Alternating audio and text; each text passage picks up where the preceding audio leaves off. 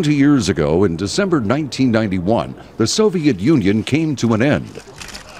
And in that year, the so-called Cold War between Moscow and Washington that began at the end of World War II underwent a historic transformation with the START Treaty. For the first time in history, the two superpowers agreed that year to significantly reduce nuclear weapons that could reach each other's soil, as well as the missiles, aircraft, and other means of delivering them.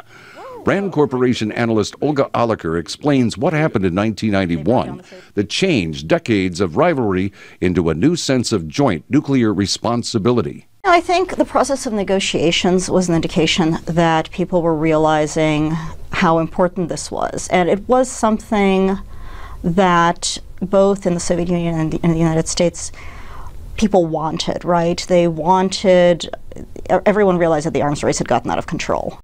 To some observers, it was instead a reaction to the increasing burden of Soviet deficiencies. Former U.S. National Security Advisor Zbigniew Brzezinski.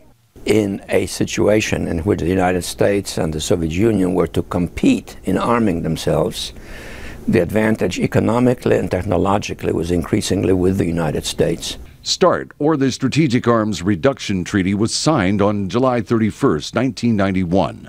Under its terms, both nations agreed to each have no more than 6,000 deployed nuclear warheads and only 1,600 delivery vehicles. The Soviets went from limiting arms to actually reducing nuclear stockpiles because the process maintained appearances that were vital to Moscow on the world stage. U.S. arms negotiator David Smith. These treaties, first SALT, then START, kept them perceptually in the political game as equals of the United States. And that was more important than the number count. 1991 also produced the nunn-lugar Cooperative Threat Reduction Program.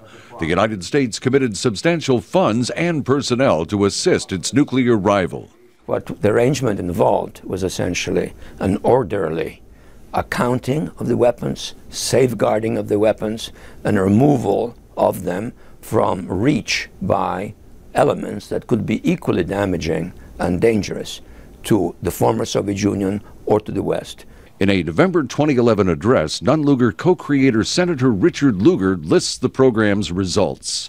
Nunn-lugar has deactivated 7,601 nuclear warheads in the former Soviet Union, strategic warheads based on missiles, more than the arsenals of France, Britain, and China combined.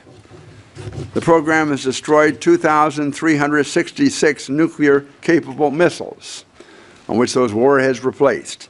Nunn-lugar is credited with helping 3 former Soviet republics, Belarus, Ukraine, and Kazakhstan, become nuclear-free in the 1990s. Jeffrey Young, VOA News.